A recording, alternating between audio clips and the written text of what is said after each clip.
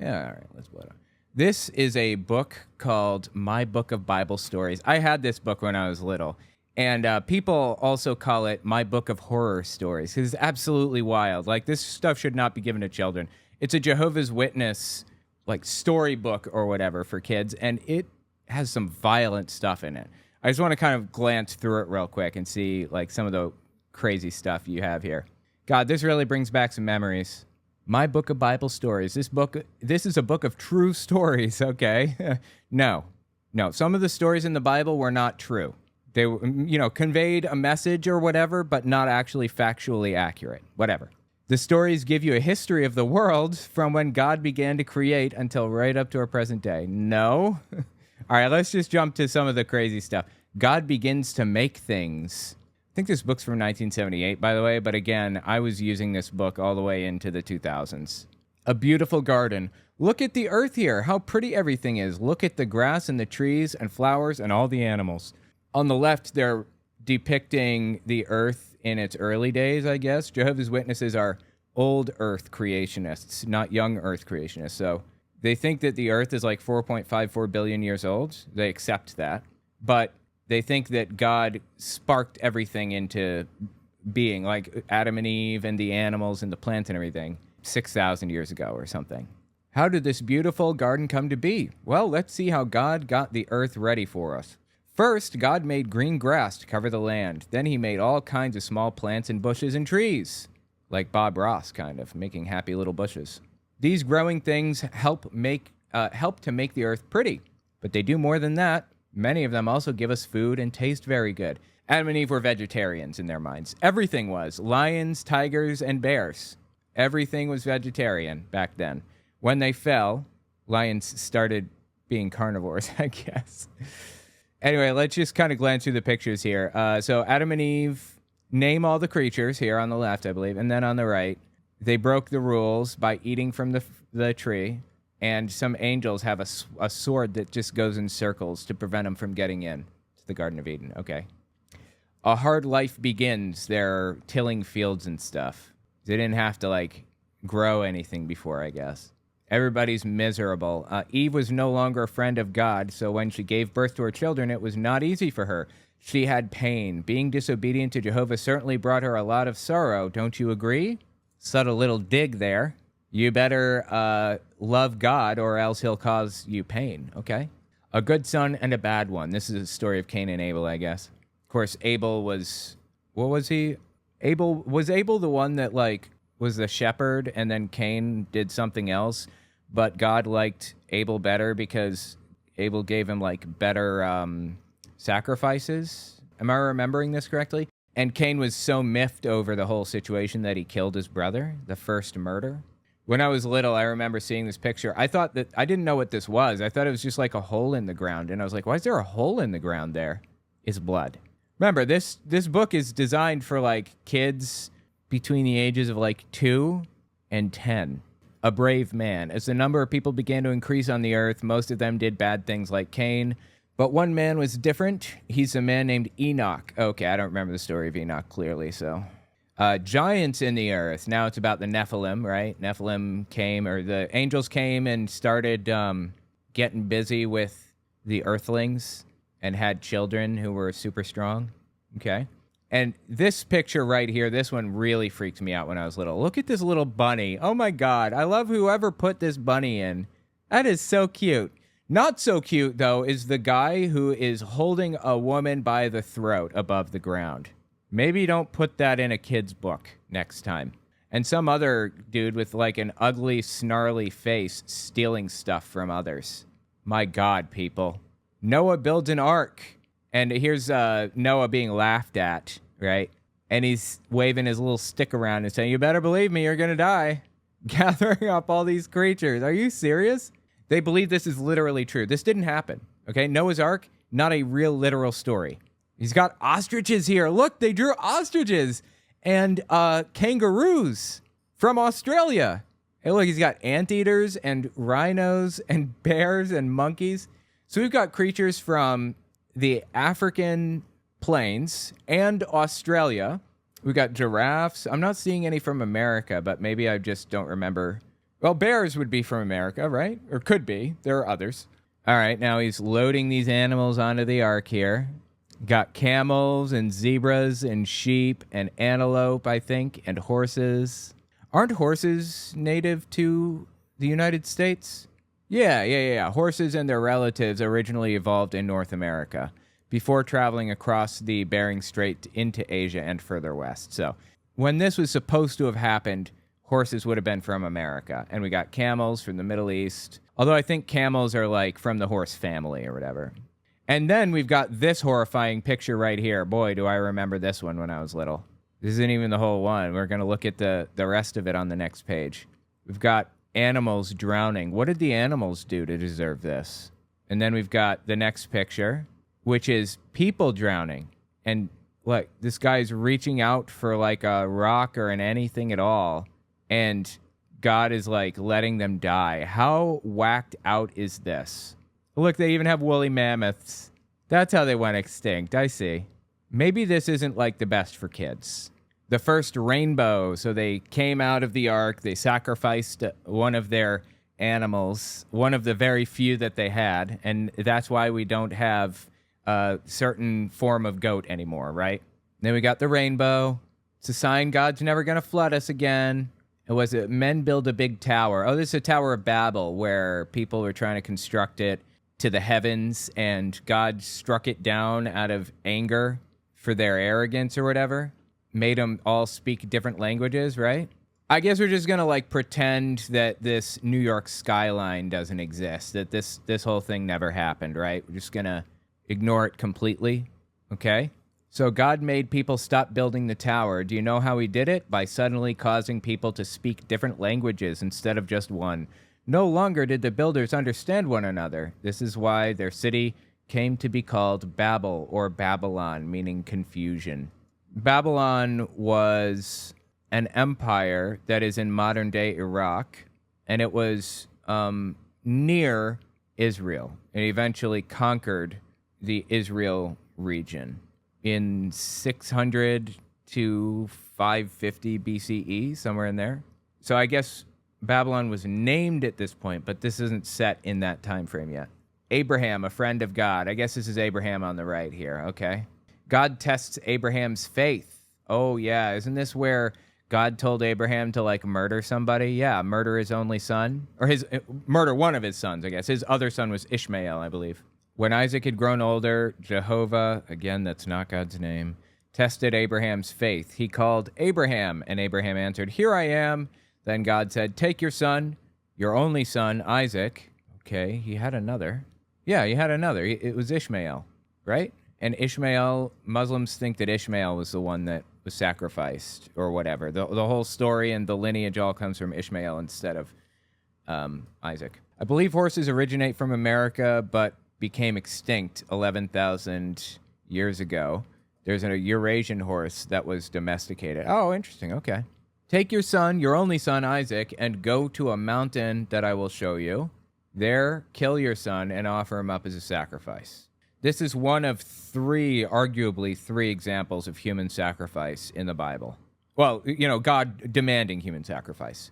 There's this, Abraham and Isaac, and then there's Jephthah, where this guy went to war and prayed for God to help him win. And if God let him win the war, then he would sacrifice the first thing to come out of his house to greet him after the war, like his dog or whatever. So God let him win, I guess, and Jephthah arrived home, and his daughter comes out to meet him. So he said, okay, I guess I got to murder my daughter. That's the second example of human sacrifice. And the third is Jesus. But is that even a human sacrifice? I don't know. Anyway, at no other point in time did God ever demand a human sacrifice. Not even in this one, because he didn't actually go through with it. How sad those words made Abraham, because Abraham loved his son very much.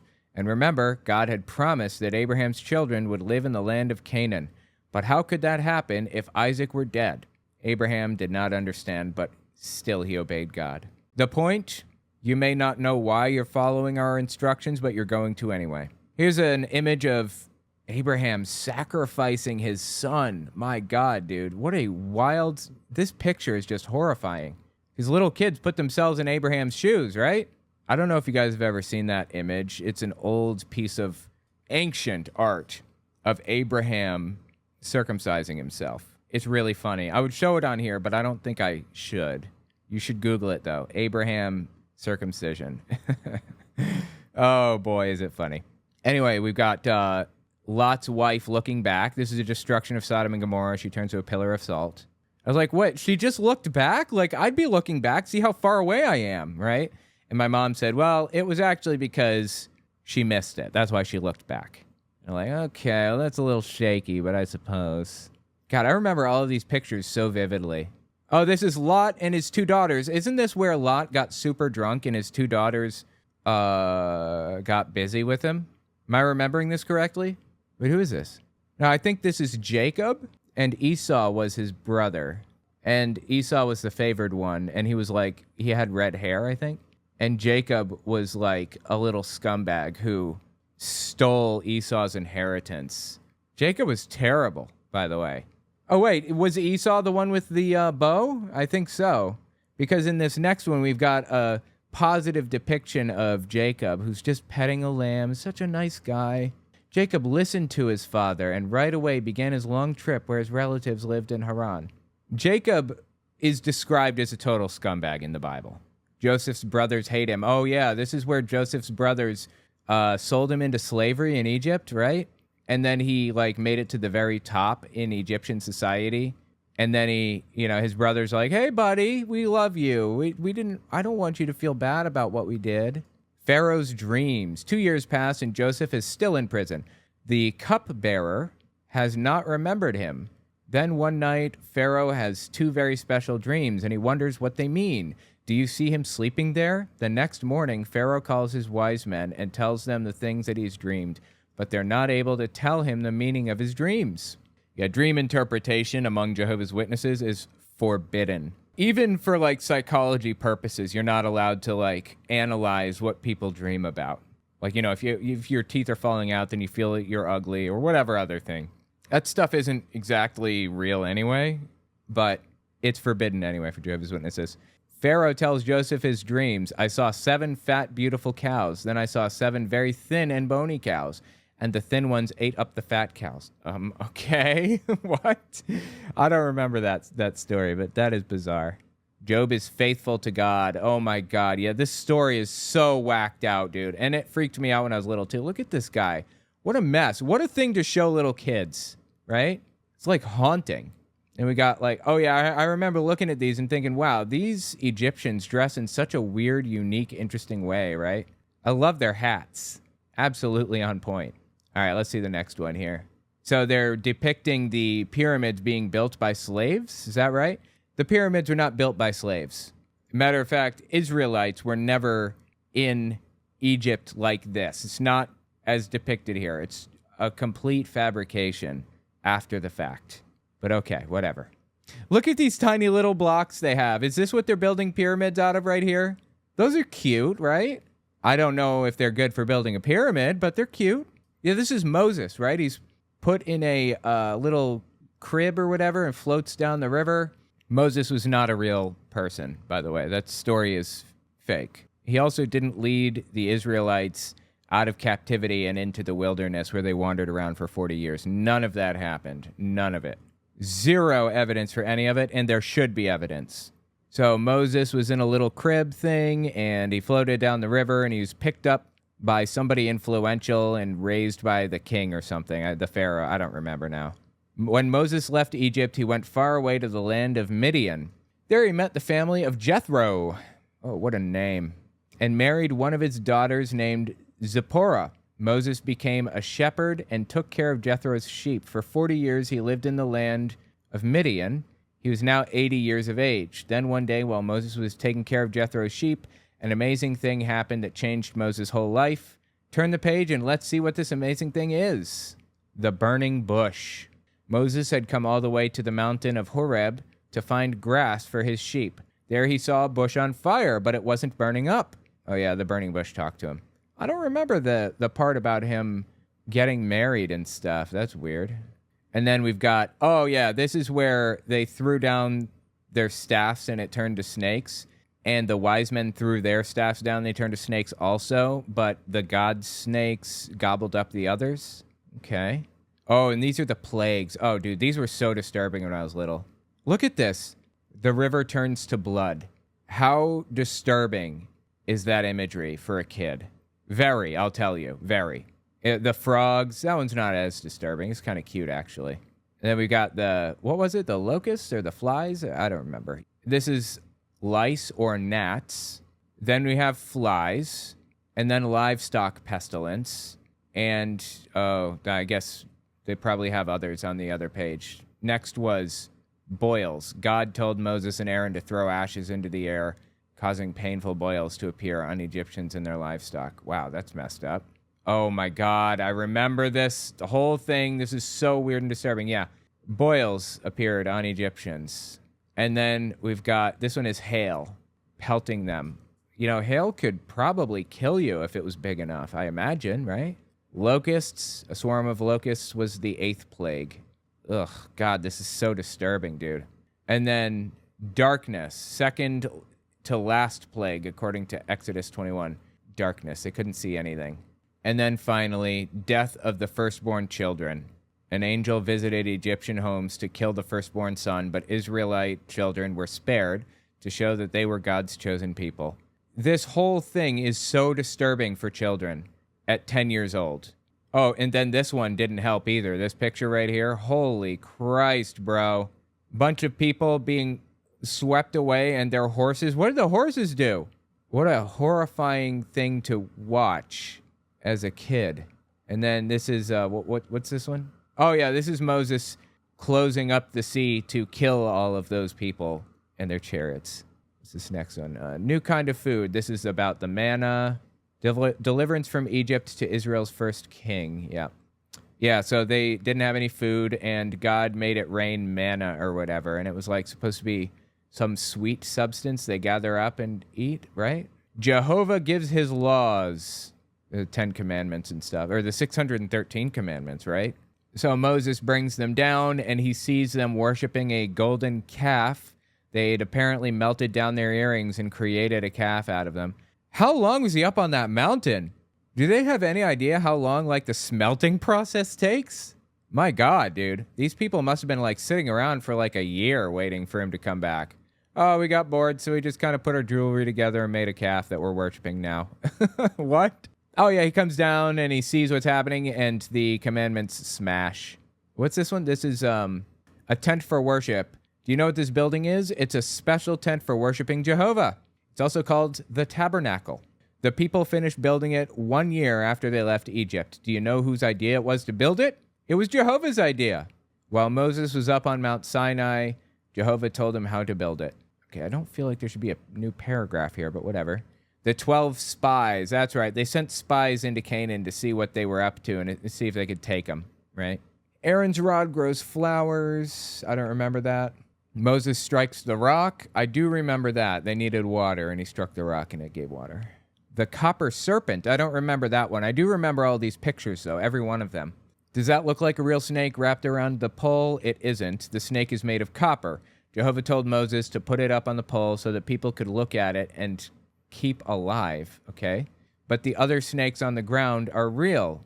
They've bitten the people and made them sick. Do you know why? It's because the Israelites have spoken against God and Moses. They complain, "Why did you bring us out of Egypt to die in this wilderness? There's no food or water here, and we can't stand to eat this manna anymore." But the manna is good food. By a miracle, Jehovah has given it to them. So they're supposed to look at this copper snake to prevent the other snakes from biting them. Okay, great. Couldn't God just, like, snap his fingers and get rid of the snakes? Oh, yeah, I remember this. The donkey talks, and he's, like, beating his ass, right? The guy's beating his ass. And then what's this one? The donkey spoke to him. "What have I done to you so that you should beat me?" asks the donkey. "You've made me look like a fool," Balaam says. "If I had a sword, I would kill you." Okay, so the donkey starts speaking, and the guy's first reaction is to explain to the donkey why he hates the donkey. What? Okay, whatever. Whatever, not here to poke holes. Actually, that's exactly why I'm here. Jehovah lets Balaam see the angel with the sword standing on the road. The angel says, "Why have you beaten your donkey? I've come to block your way." because you should not be going to curse Israel. If your donkey had not turned away from me, I would have struck you dead, but I would not have hurt your donkey. Okay. That poor donkey. Joshua becomes leader. We got people crawling out of windows, crossing the Jordan River. I don't remember some of these stories very well, but the walls of Jericho came a-tumbling down. I remember that one. Let's see. A thief in Israel. Look at what this man is burying in his tent, a beautiful robe and a gold bar and some pieces of silver. He's taken them from the city of Jericho, but what should have been done with the things in Jericho? Do you remember? They were supposed to have been destroyed, and the gold and silver were to have been given to the treasury of Jehovah's tabernacle. Okay. The wise Gibeonites. Interesting. The sun stands still. Oh, yeah, I remember that one. Two brave women. When the Israelites get into trouble, they cry out to Jehovah. Jehovah answers them by giving brave leaders to help them. The Bible calls these leaders judges. Joshua was the first judge, and some of the judges after him were named Othniel, Ehud, and Shamgar. Ruth and Naomi, Gideon and his 300 men. Oh, yeah. And this is where the men were, like, drinking water, and some of them were, like, kneeling down and just drinking it straight from the river, and others were, like, cupping their hands and bringing it to their mouths. And God told Gideon to, like, send some of them home who were, like, drinking straight from the river, right? Oh, this is Jephthah's promise, where he said that he was going to sacrifice his daughter. And she comes out celebrating that he's home, and then he says, yeah, you have to kill you, I'm sorry. Then we got Samson fighting a lion, okay. And some seductress convincing Samson to tell her how he's so strong. He says, it's my hair. And so she cuts his hair, and then, or no, what? Didn't he, like, make the mistake, like, 2 or 3 different times? I don't remember, but he said, you have to cut my hair to make me lose my strength. And then he wakes up, and he catches her trying to cut his hair? Something? What was it? It was so stupid. Oh, yeah, and then he's going to die, and he's holding up the tabernacle with his strength. It prays for strength, so on and so forth. This one was actually pretty disturbing, too, this picture, because, like, this guy's face right here, Jesus, dude, these faces were, like, nightmare fuel for me, because they were all about to die, and putting yourself in that situation is so disturbing. Little boy serves God. Saul, Israel's first king. Right, so Saul was challenged by David, and I think David is on the right here. Got a cute little mustache, if you notice. Here. See the cute little mustache there? Look at that bad boy. Anyway, David is depicted as a good guy, even though he's kind of a scumbag. In my opinion, the way it's written, it seems like David arranged for Saul to be killed, betrayed by his courtiers. And he was killed, and then David comes in and takes over after building a group of merry men in the south. He takes over in Saul's place and then has the courtiers killed who betrayed him. My God. That's later, though. That's later. Right now, he's about to kill Goliath. He has this weird little sling. And I remember looking at this picture and thinking to myself, how does this thing work exactly? A sling? I don't understand. Is it like a button you press to, like, flip it around and throw a rock? Like, I don't know. I still don't know, in retrospect. And then we got Goliath here, yeah. Gigantic dude. And this tiny little guy next to him always made me laugh, this little guy. Oh, I love it. Goliath's like 9 feet tall or something, right? And this is Saul, who is angry with David for some reason. And he made David run to the south, to Judea. This is pre-1000 BCE, roughly. Yeah, Saul's mad. He throws a spear at David, makes him run to the south, where he builds a band of merry men. Abigail and David. David is made king. Yep, this is after Saul is betrayed. Trouble in David's house. Wise King Solomon, right. So David made deals with all the surrounding nations, even had like 50 wives or something, right? This is an important point to really drive home.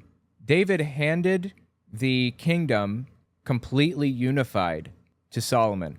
And Solomon's first act as king, basically, or damn near it, one of his early acts, led to the complete destruction of the kingdom. People were complaining, and they were like, we don't like this. We don't like you being the ruler or whatever. We want you to fix this thing. And Solomon was like, crack down hard on them and kill a few ringleaders if you have to. And that iron grip shattered the whole country. into pieces. It was useful to own that whole area called the Levant because it was the land bridge between Africa and Asia, taking a cut of everything, all trade that went from A to B, the way that Israel did under David, was like so useful for their economy. So Saul destroyed the country. It shattered into a billion pieces. And then, weirdly, he was rewritten as a wise person when he told somebody to cut a baby in half. Are you kidding? There's nothing wise about this guy. He's dumb as dog shit. He was to blame for the country like being split into a billion pieces. And now you're saying he's smart for cutting a baby in half? Really? Solomon was not smart, okay? He was not wise. He was an idiot, seems to me.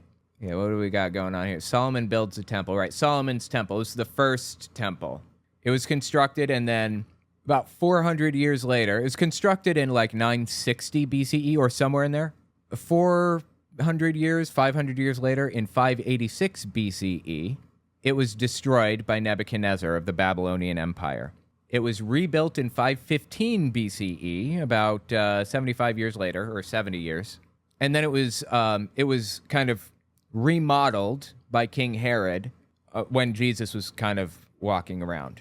And then in 70 CE, so about 35 years after Jesus was gone, it was destroyed again. So that was the second temple that was destroyed, and now Israel is trying to build a third temple. Christians and Jews believe that when the third temple is built, that's when the end is going to come. They believe it for different reasons and all that, but yeah. The kingdom's divided. Yep, that's because Solomon was an idiot. I'm sorry, man, I can't give the guy a break. Jezebel, a wicked queen. Oh my God, I remember this, too. This is such a horrifying picture, dude. She's being pushed out a window right now, okay? Look at this. And they showed this to kids. Why this picture? Aren't there other pictures they could have shown? They depicted her as like really pretty. Couldn't they have shown a pretty person instead of someone being pushed out a window? Why? Jesus. Oh, what's this one? I remember the picture. Oh, Jehoshaphat. Okay, I didn't remember what the story was. Jehoshaphat trusts God. Jonah and the big fish. Oh, this one was disturbing too. Jonah being eaten by a fish. Oh my God, dude. It was so disturbing. And they're depicting a whale here. It was not a whale. It was a fish. Why are they depicting a whale? I guess they're depicting a whale because that's the only way that he could possibly, conceivably survive, because there might be air in the whale because it's a mammal and it breathes air. I think hippopotamus and whales are descended from the same kind of parent creature, but whales just kind of went into the water like hippos do, and they never came out. I don't think they made a distinction back then between what? Oh, fish, yeah. Between whales and fish? No, you're absolutely right. They didn't. Because they didn't realize that whales were mammals. They didn't know what a mammal was back then. I just think it's funny, you know? Either way, the Bible says fish, specifically the word for fish. Jehovah's Witnesses draw something that is explicitly not a fish. I just think it's interesting. God promises a paradise. God helps King Hezekiah. 4 boys in Babylon. Wait, is this about Meshach? Yeah, it is. Shadrach, Meshach, and Abednego. These are the kids that were put in a furnace, and they were supposed to be burned to death, but there was like that other person in there with them. And Jehovah's Witnesses think it was Jesus or whatever. Yeah, this picture is pretty disturbing too. Why depict all the suffering and pain and sadness? Why did they pick those things to like draw or paint or whatever? Handwriting on the wall. That was interesting. That was Daniel, Book of Daniel. Daniel in the lion's pit. Yeah, a lot of these stories are so disturbing for children. Mordecai and Esther, walls of Jerusalem. Anyway, we may come back to this in a little while. Now we're getting into the New Testament, Jesus and all that. But fascinating stuff. I think it's so interesting to like go back and look at this now that I'm not 10 years old, and think about like how disturbing this stuff was. Like, my God. Anyway, tell me what you think about it in the comments.